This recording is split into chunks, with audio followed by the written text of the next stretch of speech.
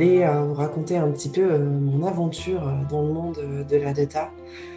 En tant que personne qui vient du développement plutôt back-end, et vous raconter un petit peu comment j'ai réussi à trouver des choses intéressantes pour avoir un peu plus de sécurité pour moi-même. Et ce qu'il y a aussi d'intéressant, je pense, avec cette expérience, c'est que j'ai aussi appris à vendre autrement des pratiques craft.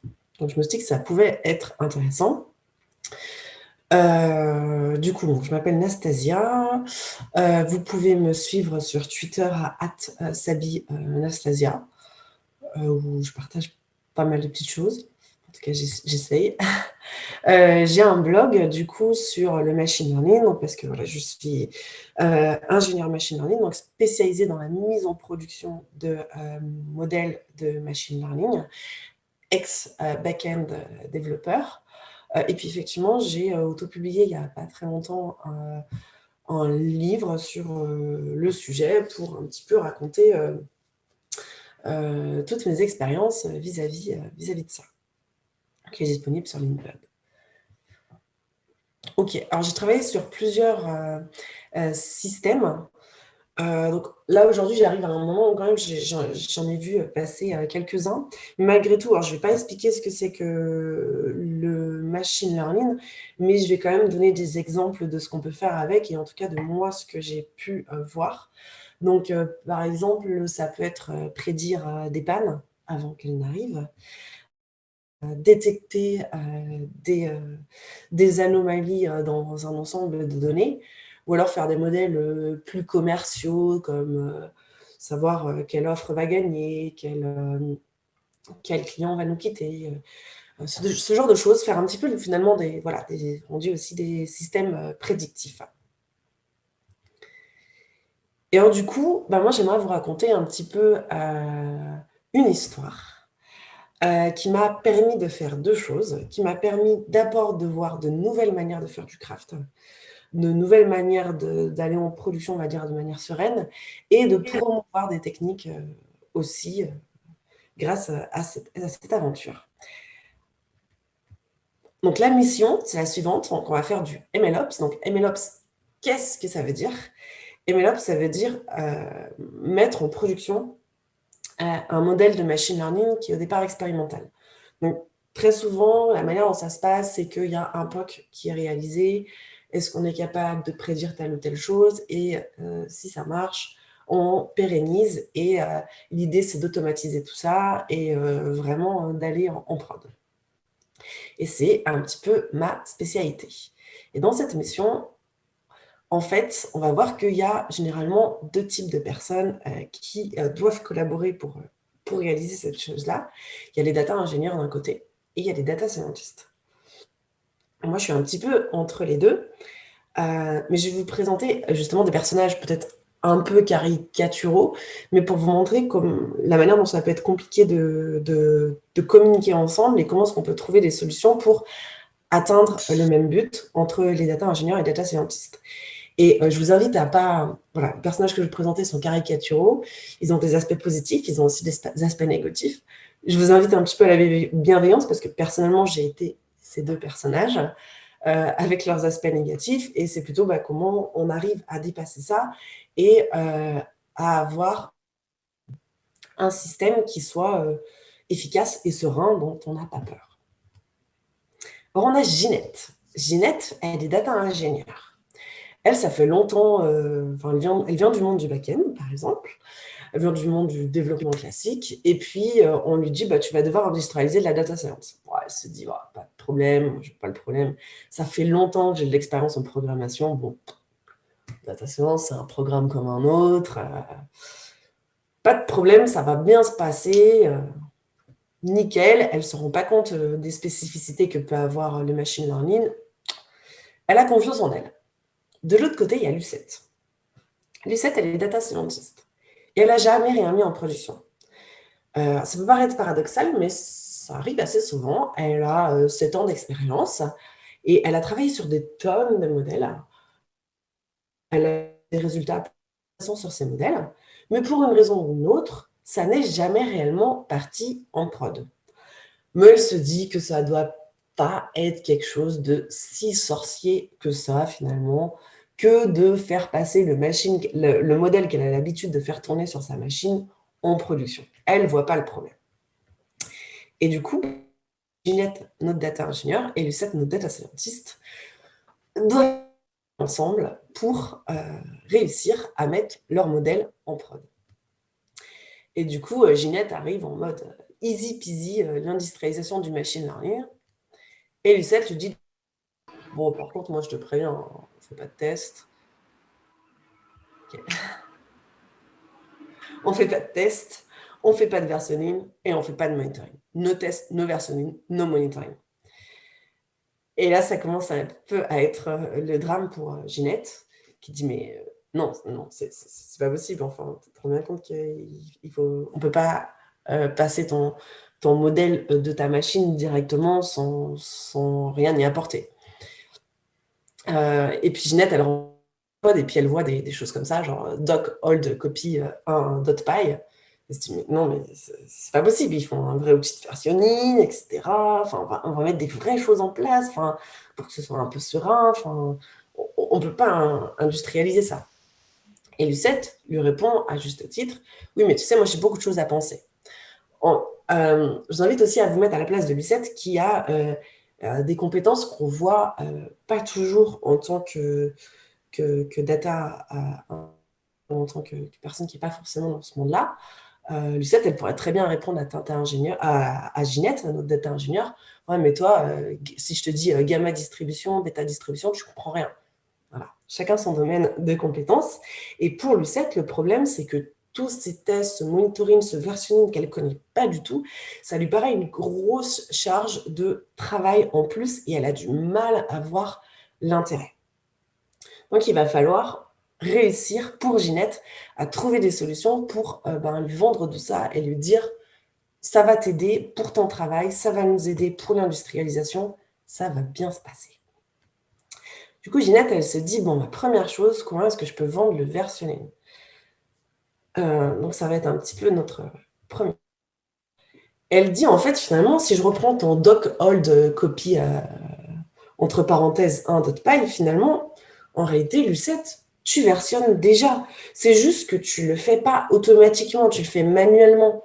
Mais naturellement, tout le monde a un besoin de versionning, qu'il soit automatisé ou pas. Moi, ce que je te propose, c'est de le faire automatiquement. Donc, on ne change pas les habitudes, on versionne toujours, mais on le fait automatiquement. Ça peut être une première manière d'avancer la chose, de dire finalement le concept existe déjà, je te propose juste de le faire différemment. Ça peut marcher.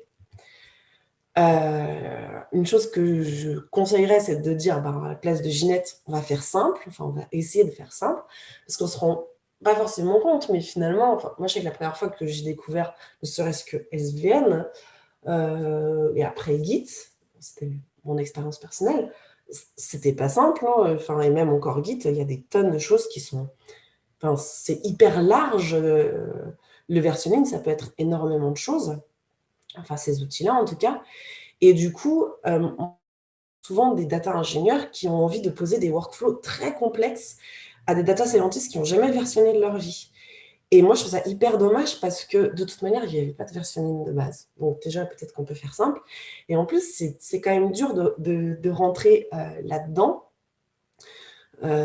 Donc du coup, j'ai envie de dire, bon, essayons de faire simple. Et puis ensuite, on verra si on a besoin de faire compliqué, mais essayons de faire en sorte qu'il n'y ait que 2-3 commandes qui soient nécessaires pour versionner ce qu'on est en train de faire. Une chose que j'ai vue qui marche bien pour vendre le versionning, c'est vrai qu'en fait, j'ai vu beaucoup de data scientists travailler pendant des années en mode solo. Et finalement, quand on travaille en mode solo, je pense qu'on a moins besoin de partager ses versions, de merger ses versions. Il y a moins ce besoin de passer par un outil automatique qui fait du versionning. Alors que si on amène les personnes à collaborer, d'expérience, elles se rendent compte qu'effectivement, il y a un besoin.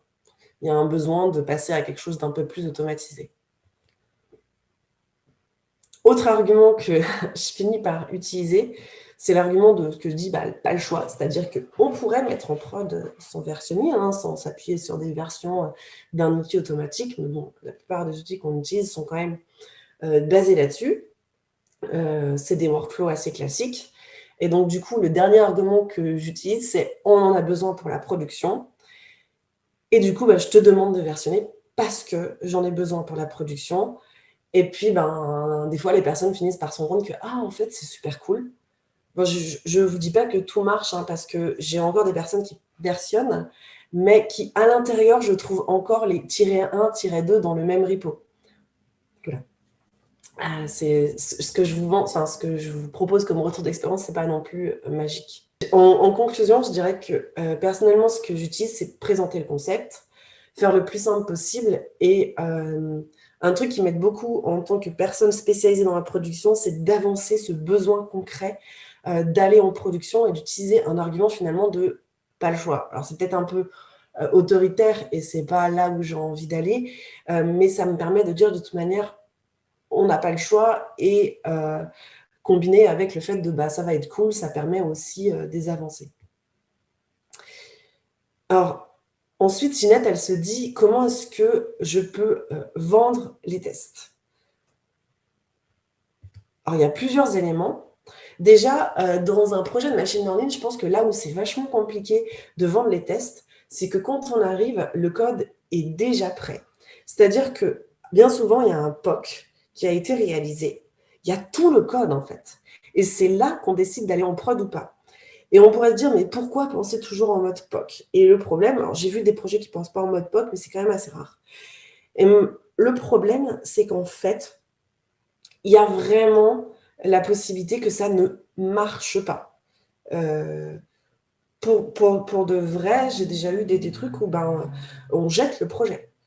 Chose que je n'ai pas vue dans le back-end. On ne sait pas en machine learning si on va réellement arriver jusqu'au bout du projet. Donc, c'est super compliqué de dire à quelqu'un qui a déjà fait tout son code, maintenant, je veux qu'on ajoute des tests parce que j'ai peur de ce qui va se passer dans le futur. Je dis, mais le code est déjà prêt, je vois finalement, je suis arrivée jusque-là sans avoir eu besoin de tests automatisés. Alors du coup, là, ce que j'essaye de mettre en place, c'est toujours cet argument un petit peu de la prod, de dire, bah, en fait, le modèle, il va évoluer, et pour qu'il évolue de manière sereine, il vaudrait mieux qu'on puisse éviter les régressions pour les prochaines mises en production.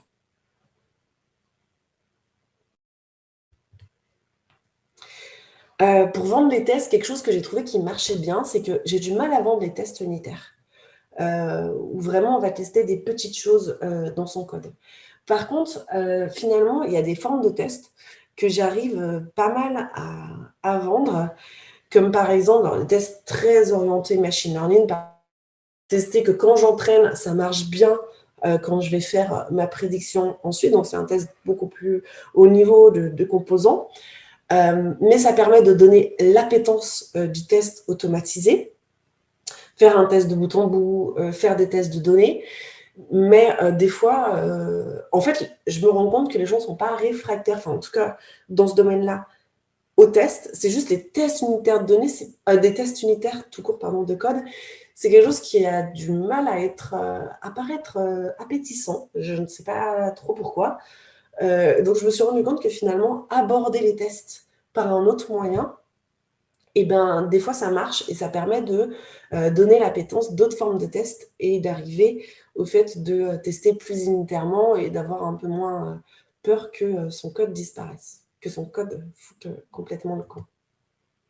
En conclusion, je dirais que ce qui marche pour moi, mais pas complètement, encore une fois, malheureusement, ça dépend des personnes, hein, c'est présenter d'autres formes de tests pour susciter l'appétence des tests, et j'utilise toujours de plus en plus cet argument de la production qui apparaît quelque chose de très concret et qui apparaît vraiment comme quelque chose de finalement, il faut vraiment le faire, quoi.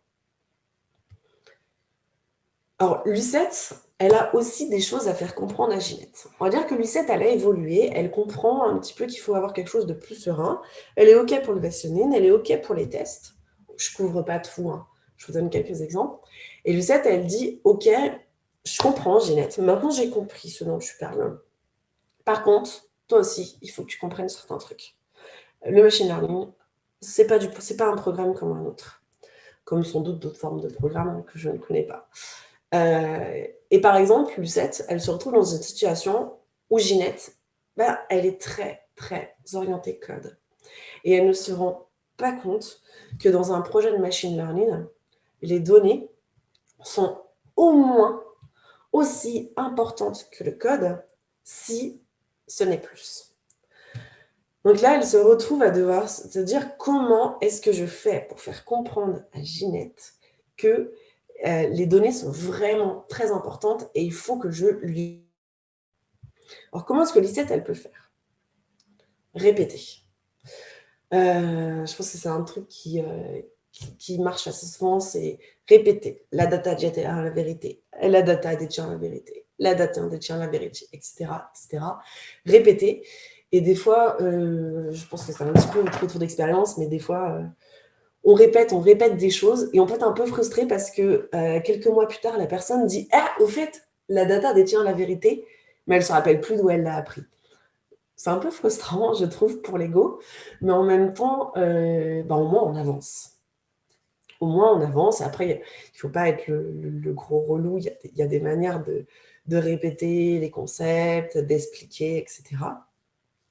Et dans le fait de faire expliquer l'importance des données, moi, ce que j'ai trouvé qui marchait bien, c'est de laisser les gens se planter. J'ai eu un cas, en fait, où... alors, je ne suis pas très fan des specs d'une manière générale. Des specs écrites, etc. Très long. Je ne suis pas très fan, même dans le dev backend. Mais j'ai eu le cas où des personnes qui venaient du dev backend rentraient dans la data et voulaient faire la même chose. Et du coup, j'avais des choses du genre, si la data, elle fait ça, tu fais ça. Et le truc, c'est que la data, elle est très volumineuse. Personne n'a jamais fait d'analyse de données. Et on fait des présupposés sur la donnée qui, je le répète, détient la vérité. Et ça ne marche pas, en fait.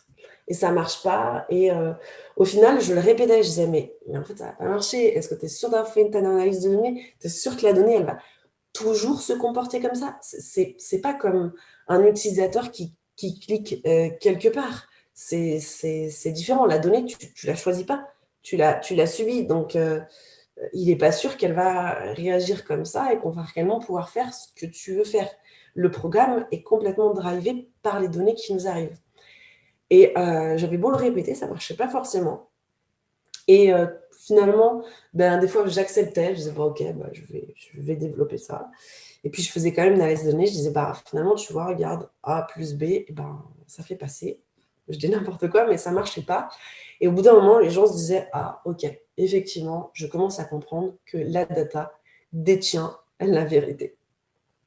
Donc, c'est pas forcément évident et c'est un truc que j'ai du mal à faire, mais des fois, juste laisser les personnes comprendre que ça marche pas. Et ça aide. Moi, personnellement, hein, encore une fois, j'ai été cette Ginette qui comprend rien, qui arrive avec ses gros sabots, qui croit que le code c'est tout et qui comprend pas l'importance de la donnée. Donc, je juge pas forcément. Et je me suis plantée, et c'est en me plantant que je me suis rendu compte aussi que ça marchait pas. Donc, en conclusion, je dirais pour ce point-là, donc de répéter, laisser les personnes se planter pour réussir à faire comprendre l'importance de la donnée pour Lucette. Autre chose, Lucette, elle a compris qu'il faut aller en prod et monitorer. Mais elle veut monitorer les modèles, elle veut monitorer la performance des modèles. En machine learning, il y a un bug silencieux, c'est-à-dire que votre modèle, vous allez évaluer s'il est performant. Il peut être à 90% de performance, il n'est jamais à 100%, et il peut être à 50% de performance. Ça, le end user, il ne le verra jamais. Le end user, il a toujours une réponse. Ça ne plante pas comme un programme.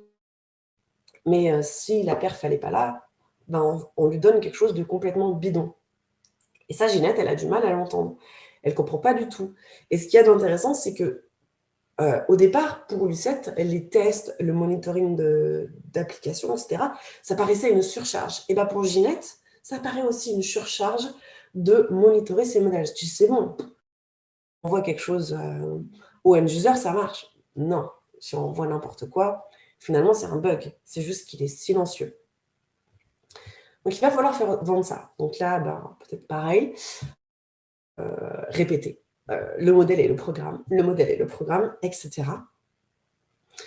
Quelque chose que je trouve qui marche bien, c'est toujours l'argument, business et de dire: «Bah, je te propose plutôt que de monitorer réellement la perte du modèle, on va monitorer l'impact business qu'on a avec ce modèle».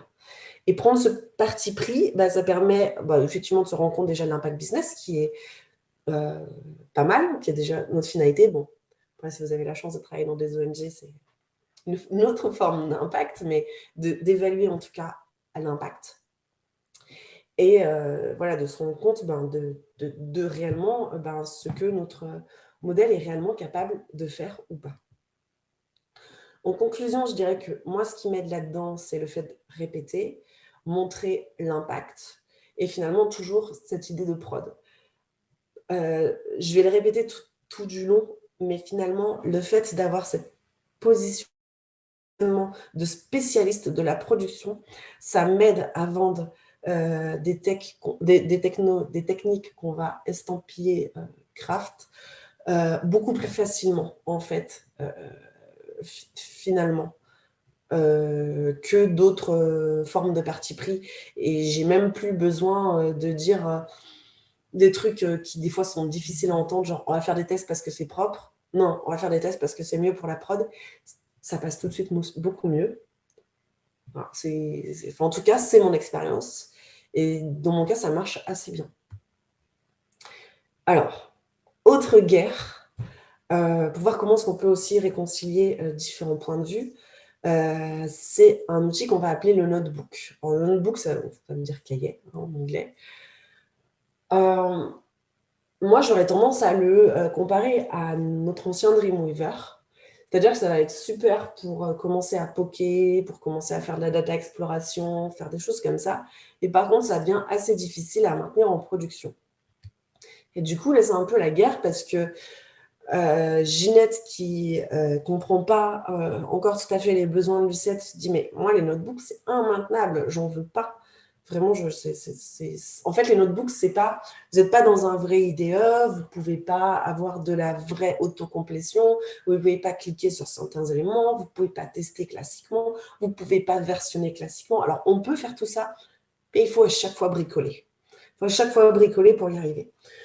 Et en plus, c'est quand même une manière de faire qui appelle, tout le monde ne serait pas d'accord, mais quand même, globalement, je pense qu'on peut dire qui appelle au code spaghetti. Parce qu'on est tenté de tout mettre dans un notebook et de ne pas forcément faire les choses de manière maintenable. Alors, certaines personnes y arrivent, mais bon, pas toujours. Clairement, ça n'aide pas, en tout cas, à aller dans le bon sens. Mais Lucette lui répond à juste titre. Oui, mais moi, j'en ai besoin pour faire de la data viz et de la data exploration. C'est vrai qu'aujourd'hui, moi, j'utilise énormément de notebooks parce que ben, c'est vrai que je ne sais pas où visualiser autrement mes données, faire des graphes aussi facilement que dans un notebook. Mais par contre, je n'ai pas forcément envie de l'emmener en prod. Du coup, une solution, ça peut être d'avoir un mix des deux. Déjà, on peut se dire, bah, quand on fait des POC, on est vraiment dans le notebook. Quand on passe en prod, on passe à autre chose. Ou alors un autre système, c'est aussi de dire, OK, j'accepte le notebook, mais il va appeler des librairies, du code qui sera bien testé, etc. Et quand j'ai besoin d'un graphe, effectivement, je suis dans mon notebook.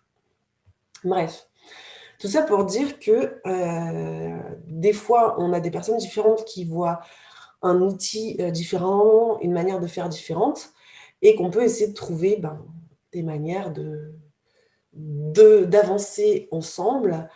Et pour avancer ensemble, moi, je sais que j'ai beaucoup utilisé, encore une fois, l'argument de la prod parce que c'est des personnes qui n'avaient pas forcément l'habitude de mettre en prod. Donc, forcément, elles ne voient pas forcément le problème de mettre 20 notebooks de je ne sais pas combien de lignes à la suite en prod. Donc, ça aide de dire OK. Et puis, ça aide aussi de respecter les besoins de chacun, de se rendre compte que ça ne sert pas non plus à rien, un notebook, mais que peut-être on peut l'utiliser un peu différemment et essayer de trouver des terrains d'entente. Bon, voilà, je dirais, en résumé, d'être flexible pour avancer, ça aide aussi dans certains éléments. Alors là, on arrive à un point où Lucette et Ginette, après beaucoup de disputes et de guéguerres, elles ont réussi a trouvé un terrain d'entente et elle fusionne comme les Power Rangers pour devenir Gilou. Et Gilou, du coup, c'est la personne qui va devoir mettre en production maintenant ces modèles de machine learning. Et elle n'a plus à vendre quoi que ce soit, c'est bon, tout le monde est en phase. Mais par contre, elle va découvrir d'autres petites surprises dont je voudrais vous parler. C'est là où on arrive un petit peu dans la partie un peu de nouvelles techniques que j'ai personnellement apprises aussi. Alors, première chose, Gilou, elle se rend compte que les données qu'elle reçoit, c'est nawak. Mais quand je vous dis nawak, alors la dernière fois, on me disait c'est quoi un bug de données? Des fois, c'est pas toujours facile à percevoir. Mais des fois, c'est un peu facile. C'est-à-dire qu'on se rend compte que on doit avoir des ID physiques qui font 10 caractères. On en reçoit à 12. Là, effectivement, c'est n'importe quoi. Et ça paraît aberrant, mais en fait, vous verrez beaucoup de critiques comme quoi la donnée est sale dans le monde de la data. Et du coup, vous êtes face à des données où vous dites comment je peux faire en fait. Et vous êtes très dépendant de sources externes. Et ça, c'est quelque chose qu'on retrouve aussi dans le monde du back-end à moindre échelle. Mais ça arrive aussi de devoir consommer de la donnée qui vient d'ailleurs. Et des fois, il y a eu un bug au milieu, il y a un truc qui est pourri. Et autant s'en prémunir. Donc, on peut faire ce qu'on appelle des tests unitaires de données. Et ça, c'est quelque chose que j'ai découvert dans de la data. Oups, non, c'est pas ce que je vais faire. Alors, je vais vous montrer rapidement, parce que je ne veux pas vous montrer les outils, parce que je pense... En fait, je pense que je m'adresse principalement à des personnes qui ne sont pas dans la data, je peux me tromper. Dans la data, il existe un outil qui s'appelle Got Expectations, mais je ne vais pas spécialement vous montrer ça. Moi, ce que je veux plutôt vous montrer, c'est ce qu'on appelle un test unitaire de données, parce que je pense que c'est quelque chose, un concept que vous pouvez aussi remettre en application quand vous recevez des sources externes de données dans le développement d'une manière générale. Ok, ça ne va pas cliquer. Alors, ici, j'ai des données qui sont les données du Titanic. Donc, les données du Titanic, il y a plusieurs colonnes. Donc ici, j'en profite, c'est ça un notebook en fait. Donc l'aspect pratique, c'est que je vois, maintenant, imaginez si vous avez tout ça à mettre en... Ça peut être un peu plus dur, le versioning, ce genre de choses, etc. Ici, j'ai une colonne qui s'appelle mBart. Dans cette colonne, j'ai 3 formes de valeurs. Donc j'ai 2 nuls et j'ai aussi S, Q et D comme forme de valeur. Et du coup, je veux vérifier qu'à chaque fois que je reçois de la donnée, j'ai bien SQD et pas n'importe quoi d'autre. Donc, je peux faire ce qu'on va appeler un test unitaire de données. Et donc là, ce que je veux dire, c'est que je vais utiliser une librairie où je lui dis, je veux que dans ma colonne mBart, j'ai toujours S, Q et C. C'est tout. Donc là, ça, c'est une librairie qui va me renvoyer un fichier JSON où j'ai plusieurs éléments, dont un élément qui m'intéresse qui est success. Donc, je pourrais très bien faire un assert sur ce success pour vérifier que tout va bien. Si c'était SQD que j'attendais, là, j'aurais une erreur. Donc, finalement, je fais un test unitaire de données. Dans la vraie vie, généralement, soit si c'est complètement bidon, effectivement, on arrête tout. Mais généralement, on regarde plutôt le pourcentage qui est bidon parce qu'on est sur des grosses volumétries de données. Mais en fonction de la criticité de son système, de ce qu'on reçoit et de ce qu'on veut en faire, il y a plusieurs manières de faire. Mais en tout cas, les tests unitaires de données, c'est personnellement quelque chose que j'ai appris dans le monde de la data. Et c'est quelque chose que, si j'avais connu avant, je pense que j'aurais pu le mettre en place dans le monde du back-end aussi, parce que certaines fois, je recevais des données de sources externes, et c'était pas toujours... la qualité n'était pas toujours au rendez-vous. Donc c'est quelque chose qui est plutôt intéressant, je trouve. Je vais remettre en grand. Puis, vous avez aussi les bugs de modèle. Donc en fait, ce que je vous montrerai, c'est que le bug de modèle, il est silencieux. Donc moi, je vais vous raconter une petite histoire. Donc Gilou, elle entraîne son modèle. Donc, on a besoin donc d'entraîner, puis ensuite de prédire. Elle entraîne son modèle le 1er novembre. Entre le 1er novembre et le 1er décembre, elle fait des petites modifications. Le 1er novembre, elle avait une performance de malade, 90% au top of the top. Son modèle, il est génial, elle a super confiance. Elle fait des petites modifications entre le 1er novembre et le 1er décembre. Elle ne réentraîne pas jusqu'au 1er décembre. Décembre, elle réentraîne. Et là, patatrac, elle tombe à 60%. Bon, c'est énorme en vérité les chiffres que je vous donne. Mais l'histoire est vraie, sauf que les chiffres sont un peu moins importants. Bah, la catastrophe, parce qu'en fait, déjà, ça veut dire qu'on envoie n'importe quoi à un user. Et le truc, c'est que depuis quand, en réalité, elle est plus capable de prédire des choses de manière correcte? Depuis quand le modèle fait n'importe quoi entre le 1er novembre et le 1er décembre, elle n'en sait rien. C'est comme si vous mettiez en prod une fonctionnalité, un bouton, le 1er novembre, et il n'y a que le 1er décembre où le end dessus, et là, patatras, vous vous rendez compte que ça fait n'importe quoi. C'est un peu la même chose, sauf que là, entre le 1er novembre et le 1er décembre, en réalité, vous avez continué à prédire. Et Oui, c'est le retour de Benzema. Ouais, elle nous entend? vous m'entendez? Allô? Allô? Oui, on t'entend. Ah, ok. Il y a Enfin, moi, quelqu'un je qui t'entends en a tout cas. il y a quelqu'un qui a parlé, c'est pour ça. Ok. Ok, moi je continue du coup. Donc voilà. Et donc là, déjà, la première chose, c'est que il faut être capable de se rendre compte qu'il y a eu un problème. Et pour être capable de se rendre compte qu'il y a eu un problème, ça veut dire qu'il faut faire ce qu'on appelle du versioning de modèle. Bon, en vérité, versioning de modèle, bon, si on va enregistrer le modèle, mais on va aussi regarder quelles sont les métriques. On va monitorer ce modèle. À chaque fois que vous faites un entraînement, il faut se dire, quelle est ma performance? Il faut l'évaluer. Il ne faut pas juste réentraîner dans le noir et puis prédire. Il faut vraiment regarder la capacité à prédire. Déjà, vous allez enregistrer ça. Donc, il y a des outils pour le faire. Vous pouvez aussi le faire vous-même. Ça dépend de ce que vous voulez faire. Donc, déjà, avoir des métriques, regarder ce que le modèle est réellement capable de faire pendant l'entraînement. Mais ça ne suffit pas, parce que là, vous vous êtes rendu compte que vous avez eu un problème. Il va falloir vous rendre compte de quand est apparu le problème. Donc, ce que vous faites, réelle histoire, c'est que vous remontez dans vos commits de code. On remonte, voilà, on regarde où est-ce qu'il y a un problème. Pas de problème, pas de changement. C'est pas le code. Si c'est pas le code, c'est la donnée. Et du coup, en fait, ça aussi, c'est quelque chose que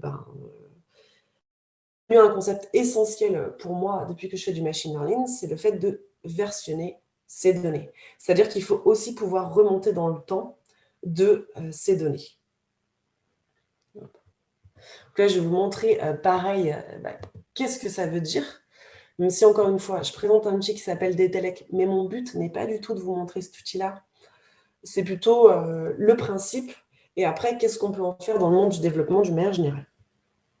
Donc là, j'ai des données qui sont des données employées, qui sont ici. Je peux regarder l'historique de ces données. J'en ai deux, en fait. J'ai la version 0 et la version 1. Je peux regarder ce qui s'est passé. Alors, dans le big data, c'est peut-être moins intéressant de voir ce qui s'est passé parce que comme on prend des grosses données et qu'on les modifie, on fait un gros write, on ne se rend pas toujours compte de la petite modification. Mais si vous modifiez vos données une à une, ça veut dire que vous allez concrètement savoir tel jour j'ai modifié telle donnée, etc.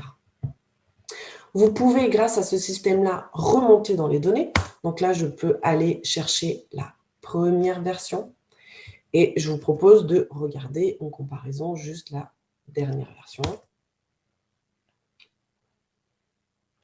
Et là, c'est un peu n'importe quoi, mais grosso modo, on voit que Maria, Robert, Michael, James, Jen, ce sont tous devenus des personnes a priori d'origine russe, puisqu'elles ont toutes maintenant des prénoms russes. Donc, entre ma première et ma dernière version, c'est la modification qui a eu lieu. Et du coup, je pourrais très bien réexécuter mon modèle ou mes prédictions sur ces données-là pour comprendre pourquoi mon modèle il a évolué.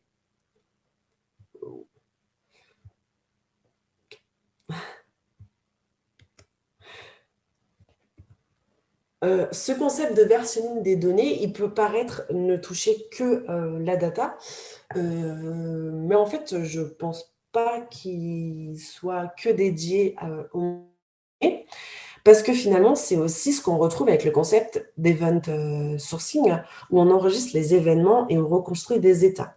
L'outil que je vous ai montré, qui s'appelle Delta Lake, pour ceux que ça intéresse, en réalité, on enregistre des événements. Et il reconstruit des états à partir de ces événements. Donc, on est quand même dans une logique assez event sourcing.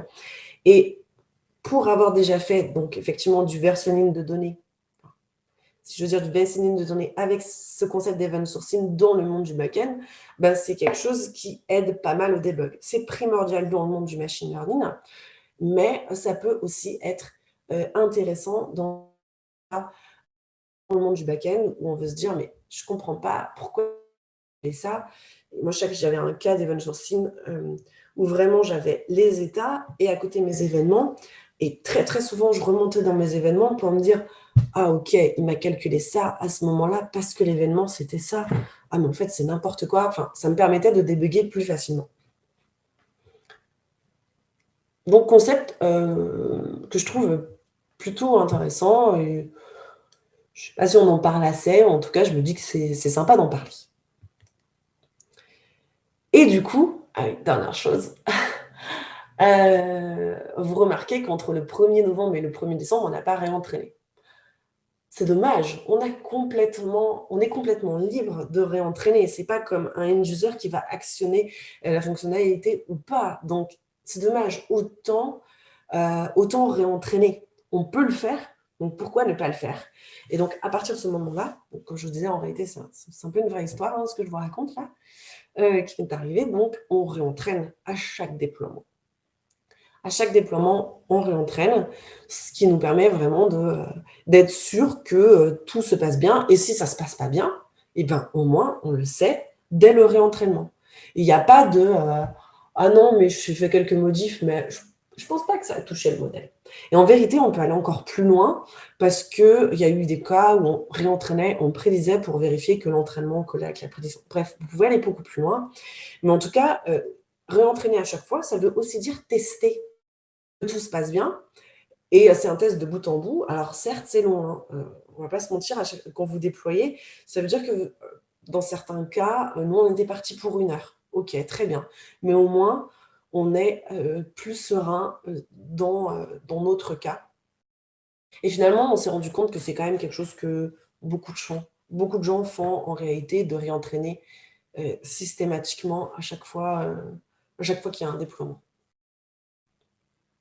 Et voilà. Et encore une fois, c'est une autre forme de test que les tests unitaires dont on parle beaucoup, qui sont super utiles, c'est pas ce que je dis. Mais voilà, il en existe d'autres. Et finalement, on voit qu'avec tout ça, voilà, le concept d'intégration continue, c'est-à-dire que pour nous, à partir de ce moment-là, c'était évident que le réentraînement faisait partie du déploiement. Et la manière de versionner, c'est pareil, c'est-à-dire qu'on versionnait notre modèle, on versionnait nos données, etc. Et on ne versionne pas uniquement notre code, on va finalement plus loin. Ah oui, celui-là, je l'aime bien. Autre souci qui peut vous arriver, sur ma machine, le modèle, il marche. Alors, c'est une version un peu différente de sur ma machine, ça marche. C'est-à-dire que quand on entraîne un modèle, il peut être super performant. Par exemple, réelle histoire, mais je trafique un petit peu quand même les données pour ne pas balancer des choses confidentielles. Vous entraînez vos données sur des données du Bangladesh uniquement. Mais vous faites des prédictions pour le Japon et le Bangladesh. Comme vous entraînez sur le Bangladesh, vous évaluez sur le Bangladesh. Bon, ça se passe super bien. Là, encore une fois, 90% de perf, etc. Mais en fait, vous en êtes pas forcément rendu compte, mais vous avez aussi des end-users au Japon qui vont utiliser votre modèle. Et là, ça se passe pas très bien parce que le Japon et le Bangladesh, c'est pas les mêmes pays et qu'ils ont des manières de travailler qui sont différentes. Et du coup, voilà. Donc, en fait, l'impact que vous avez quand vous évaluez votre modèle, ce qu'on appelle offline, donc hors ligne, n'est pas forcément le même que celui que vous avez dans la vraie vie.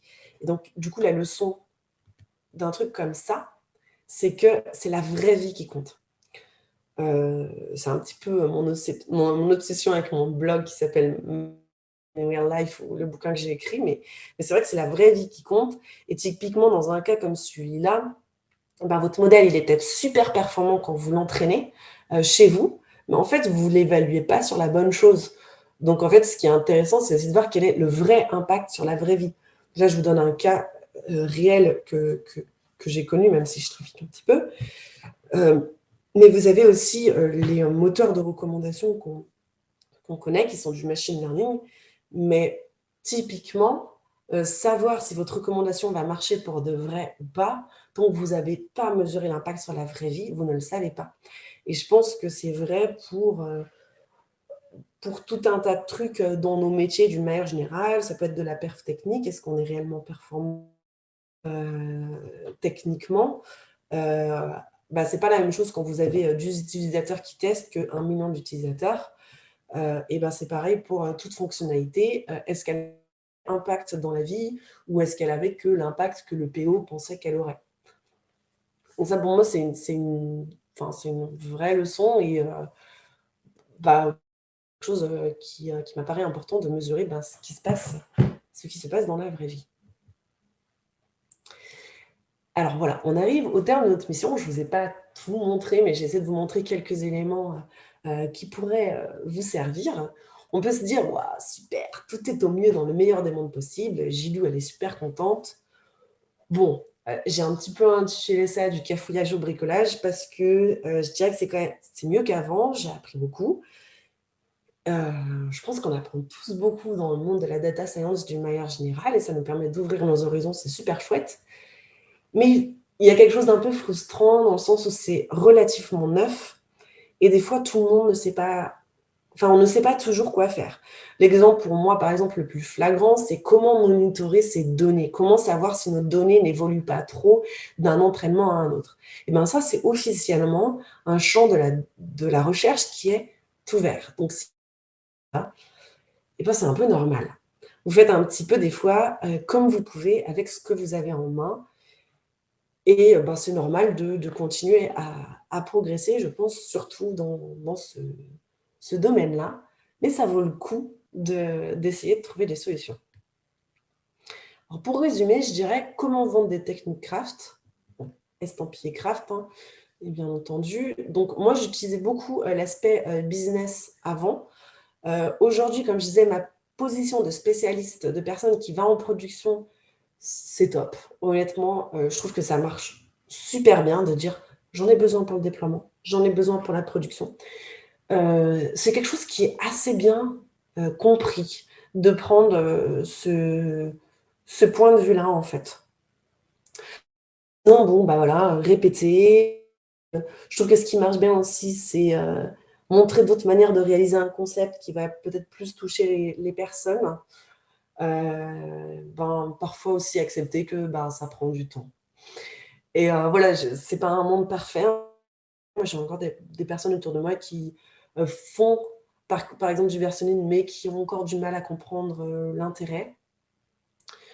Donc voilà, donc ça prend du temps, mais à force de répétition, je pense que ça peut marcher. En tout cas, c'est mon retour d'expérience. Et quelle technique craft on peut apprendre dans la data et se servir aussi dans d'autres mondes? Je pense que personnellement, j'ai ouvert mes horizons sur les tests, le versioning et le monitoring.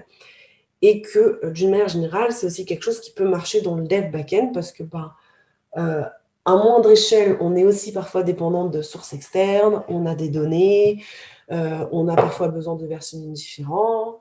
En fonction des projets, on a besoin de choses différentes en intégration continue. Si on a besoin d'un test end-to-end, il ne faut pas toujours se l'interdire parce que il a été décidé que non, ce n'était pas la bonne pratique, en fonction des projets, finalement, ça peut avoir un intérêt.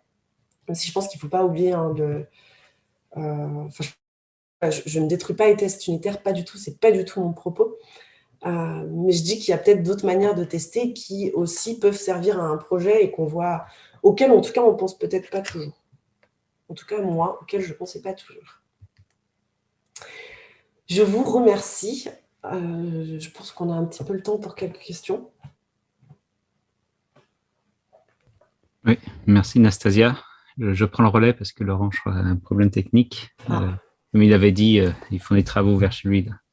Du coup, oui, parfait. On a un quart d'heure, donc c'est parfait. S'il y a des questions, sachant qu'il y a certains qui ont déjà posé des questions dans le chat aussi. Je vais regarder. Donc, on peut regarder déjà ça, et puis après, il sera. Je vais mettre aussi dans le chat le lien là pour faire le feedback aussi pour toi et pour nous. Donc, n'hésitez pas à nous faire des retours dans le lien que je vous donnerai. Donc, il y avait une question, par exemple, un exemple concret de monitoring de modèles pour mieux comprendre. Ces questions-là, quelles sont les implications concrètes de la data la data détient la vérité, ce que tu disais au début là.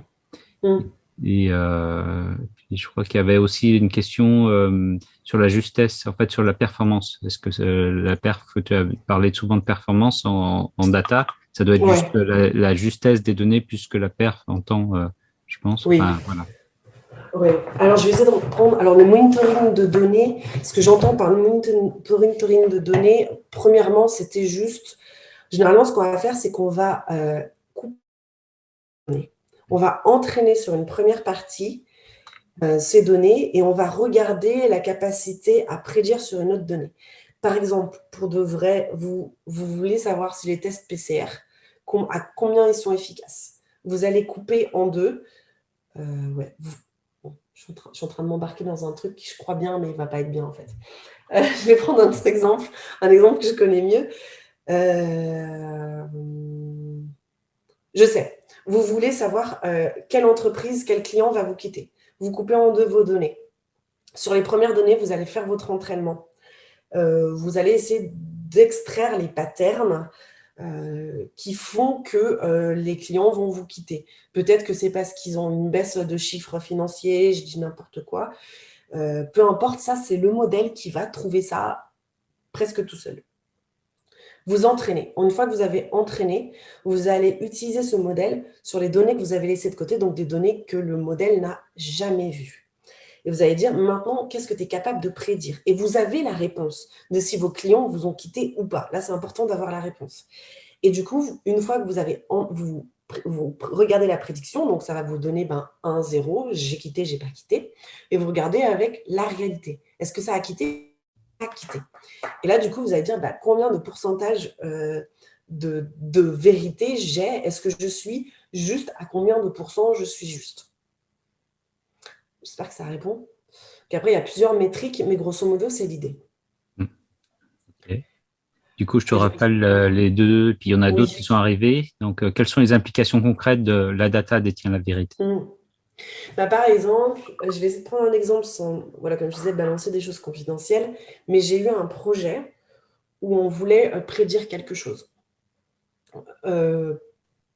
Peu importe quoi, prédire quelque chose. Et en fait, le truc, c'est que on a à nos dispositions des données.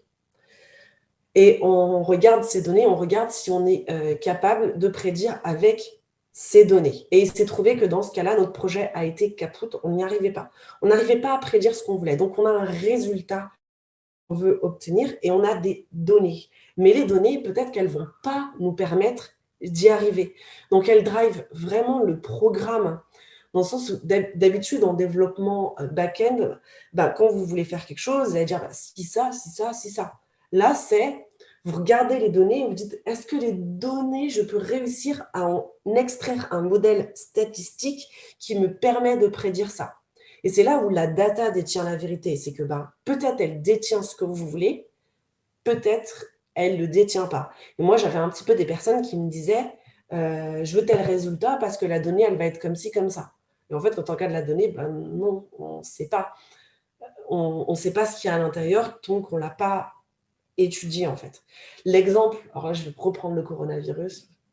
Il y avait une fois quelqu'un qui s'est énervé en disant on ne peut pas savoir comment va évoluer clairement l'épidémie, même si on a de plus en plus d'indicateurs, parce qu'on ne sait pas qui se lave les mains. On ne sait pas qui crachote plus, qui met le masque, etc. Et ça, c'est des données qu'on n'a pas. Et tant qu'on n'a pas ces données, on n'a pas la prédiction possible.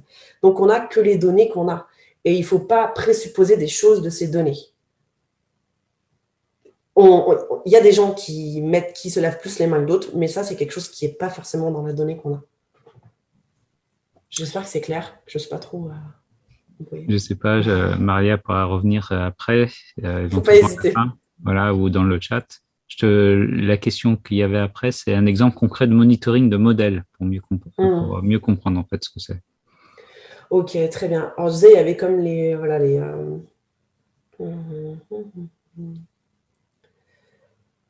vous voulez prédire la consommation d'essence d'une voiture. Vous allez donc, comme je disais, évaluer. Donc, vous allez séparer vos données en deux, entraîner sur une partie, prédire sur une autre. Vous regardez à combien de pourcents vous êtes juste, combien de pourcents. Si vous avez prédit que vous allez consommer 17 litres en un mois et qu'en fait, vous en avez consommé 13, vous avez une différence de 4. Vous allez faire ça sur toutes vos voitures, par exemple. Et vous allez additionner ça, faire une moyenne. Et là, vous savez à combien vous vous trompez ou pas. Sachant qu'en machine learning, on n'est jamais 100% du temps juste. Donc, vous regardez à combien de pourcents vous êtes... combien de pourcents, ouais. Ça dépend comment vous évaluez. Mais là, dans ce cas-là, combien de litres vous êtes juste. Donc, il y a déjà ce premier monitoring de modèles qu'on appelle plutôt hors ligne. Et puis après, il va y avoir celui en ligne. C'est-à-dire que maintenant que vous lancez votre modèle, maintenant votre modèle, sur les vraies voitures qui vont partir en circulation, quel est le retour? Vous avez prévu 17 litres pour cette voiture, elle n'en a fait que 13 litres dans la vraie vie, votre différence, elle est de 4. Donc là, c'est plutôt un monitoring de modèle en ligne. On regarde ce qui se passe pour de vrai. Et après, il y a aussi encore l'impact business. Pourquoi est-ce que vous voulez prédire l'essence? C'est pour dire, moi, je t'assure, cette voiture, elle consomme pas trop, et si elle consomme trop, je te rembourse la différence. Donc, autant pas trop se tromper, et autant pas trop se tromper dans un sens que dans l'autre, par exemple. C'est-à-dire, autant pas trop perdre d'argent. Si vous estimez trop bas et que la voiture consomme trop, il vaut mieux se tromper dans l'inverse. Il vaut mieux estimer que la voiture, elle consomme plus et elle consomme moins. Donc là, ça va plutôt être l'impact vraiment business. Donc il y a un petit peu tous ces éléments-là et ça va dépendre des projets. Merci Nastasia. L'autre question, c'est autour de... Tu as parlé justement de gestion du versionning. Et une question, c'est de savoir, est-ce que tu vois une solution pour gérer à la fois en fait la version des data au même endroit que la version du code, et notamment pour une raison, si tu reviens en arrière dans le code, que en fait la version du code soit alignée à la version des data. Alors oui, il y a plusieurs manières de faire. C'est-à-dire que moi, j'ai connu une époque où on versionnait nous-mêmes. L'avantage que ça avait, c'est qu'on envoyait toujours une date quand on faisait n'importe quel traitement. Donc, du coup, ça nous permettrait d'avoir tout aligné dans le code. Dans le code, il allait chercher la donnée au bon moment de la date, le bon modèle, etc. Donc, c'était parfait. Là, aujourd'hui, ça dépend de vos projets. Mais là, par exemple, ces derniers temps, j'en avais plus besoin en debug. Et du coup, ce que je faisais, c'est que au moment où je versionne le modèle, j'enregistre la version du code et j'enregistre la version de la data. Et c'est plutôt quand je débug que je vais manuellement aller mettre le truc qu'il faut, parce que j'estime que c'est quand des bugs que j'en ai besoin. Mais il est aussi possible de construire tout son code pour que vous lui envoyiez une date systématiquement. C'est un prérequis.